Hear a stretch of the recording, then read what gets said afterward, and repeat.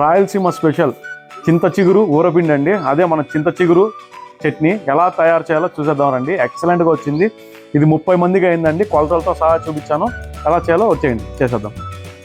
ముందుగా 550 గ్రాములు శనగిత్తనాలు వేసుకున్నామండి. ఇది సన్నని సెగ మీద రోస్ట్ చేసుకోవాలి. దీంట్లో ఉప్పు వేసుకుని వేపుకోవచ్చు. ఇంకా ఉప్పు వేసుకొని వేపుకుంటే ఇంకా బాగా వస్తుంది. ఇప్పుడు చూపిస్తాను చూడండి. శనగిత్తనాలు అనేది ఎప్పుడైనా సరే ఇలా పట్టుకొని ఇలా అంటే పొట్టు వచ్చేయాలి, పైన ఉండే పొట్టు. అప్పుడు అనుకోవాలన్నమాట మనం బాగా వేగిపోయాని. ఇప్పుడు మనం దీన్ని సపరేట్ చేసుకుందాము. ఒక 10 to 15 ml ఆయిల్ పోసుకుందామండి. 80 గ్రాములు ఎండుమిరపకాయలండి. మన చింత చిగురు చట్నీకి మాత్రం ఎండుమిరపకాయలు వేసుకోవడానికి ట్రై చేయండి. చాలా చాలా బాగుంటుంది ఎండుమిరపకాయలు వేయడం వల్ల. ఇది బాగా పొంగాలండి. దీంతోపాటు జీలకర్ర అనేది మనము 15 గ్రాములు జీలకర్ర వేసుకోవాలి. ఇలా మనం ఆయిల్ వేసుకొని జీలకర్ర వేసుకొని ఒట్టిమిరపకాయలు వేసుకొని చేసుకుంటే మంచి టేస్ట్ వస్తుందండి చింత చిగురు చట్నీ. చాలా చాలా బాగుంటుంది అనమాట. ఇలా లేదు అంటే మీరు డ్రై రోస్ట్ కూడా చేసుకోవచ్చు ఆయిల్ వేసుకోకుండా. అది మీ చాయిస్ అనమాట. ఇలా చేస్తేనే చాలా బాగుంటుంది.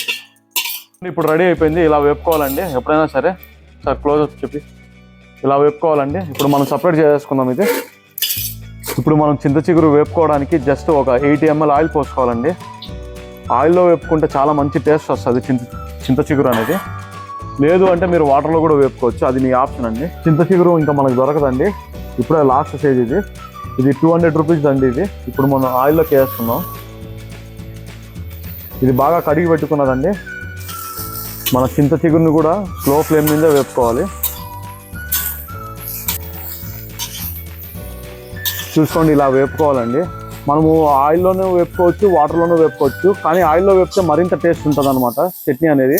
కొంతమంది ఆయిల్ ఎక్కువ యూజ్ చేస్తే క్యాలరీస్ ఎక్కువ అవుతాయి, హెల్త్కి మంచిది కాదు అంటారు. అలాంటి వారు మనం వాటర్ పోసుకొని కూడా వేపుకోవచ్చు అండి. ఇబ్బంది ఏం లేదు. ఎలా చేసినా కూడా మంచి టేస్ట్ వస్తుంది. కానీ ఇలా చేస్తే మాత్రం మరింత టేస్ట్ ఉంటుంది అనమాట. చింత చిగురు అనేది బాగా మగ్గిపోయింది. ఇప్పుడు మనం దీన్ని సపరేట్ చేసుకుందాం. కాస్త చల్లారాక మనం మిక్సీ పట్టేసుకుందాము. మీ దగ్గర అవైలబుల్ ఉంటే బండ కింద గుండు కింద వేసి బాగా నూరుకోవచ్చు. అలా చేస్తేనే ఊరిపిండి అనేది చాలా బాగా వస్తుంది. కానీ మన దగ్గర లేదు కాబట్టి మిక్సీ పట్టుకుందామండి. తప్పుగా అనుకోకండి. ఎప్పుడైనా మిక్సీ పట్టేటప్పుడు ఫస్ట్ మనం ఆడించుకోవాల్సింది శనగిత్తనాలు ఎండుమిరపకాయలు కలిపి ఆడించుకోవాలండి. సో మనం ఇప్పుడు వచ్చేసి ఒక 50 గ్రాములంత వెల్లుల్లి, 75 గ్రాములంత సాల్ట్ వేసుకుందామండి. కలిపి ఆడించుకుందాం. ఇంతేనండి. ఇంతకు మించి ఎక్కువ పడదు. మిక్సీ ఆడించాక మిగతా అనేది ప్రాసెస్ చూపిస్తాను. పదండి మిక్సీ ఆడించేద్దాం. ముందుగా శనగిత్తనాలు వేసుకుందామండి. తక్కువ వేసుకొని ఆడించాలి.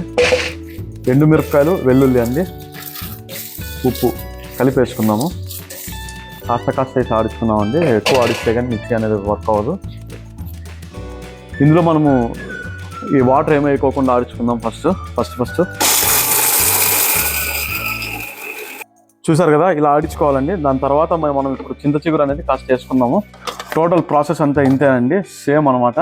సేమ్ ఇలా కాస్త వేసుకొని వాటర్ వేసుకొని ఆడించేసుకుందాం. వాటర్ అనేది ఎక్కువ వేయకూడదు. జస్ట్ కాస్త వేసుకోవాలి. చూసుకోవచ్చండి. వాటర్ అనేది కాస్త వేసుకుందాము. ఎక్కువ పడద్దు. ఇప్పుడు మనము బేసిన్లోకి తీసుకుందామండి. సేమ్ ప్రాసెస్ అండి. మొత్తం అంతా ఇలాగే ఆడించుకోవాలి. ఇప్పుడు మనం చట్నీ కోసము ఎర్రగడ్డలు కట్ చేసుకుంటున్నామండి. మిక్సింగ్ కోసం కాస్త పెద్దగానే కట్ చేసుకోవాలి. ఇలా కట్ చేసుకోవాలండి. కాస్త పెద్దగా వచ్చేటట్లు. మన చింత చిగురు చట్నీలోకి ఎర్రగడ్డలు అనేది ఇంత లావుగా కట్ చేసుకోవాలండి. మంచింగ్ అనేది బాగా ఉంటుంది. సూపర్గా వస్తుంది అనమాట పంటి కిందికి. ఇప్పుడు వేసుకొని కలిపేసుకుందాం. ఇలా కలుపుకోవాలండి. సూపర్గా వచ్చింది చట్నీ. ఆ స్మెల్ కూడా అదిరిపోతుంది. ఒకసారి టేస్ట్ చూసి చెప్పేద్దాం ఎలా వచ్చిందో. సూపర్ ఉంది. పుల్లగా ఎక్సలెంట్గా ఉంది. అదిరిపోయింది.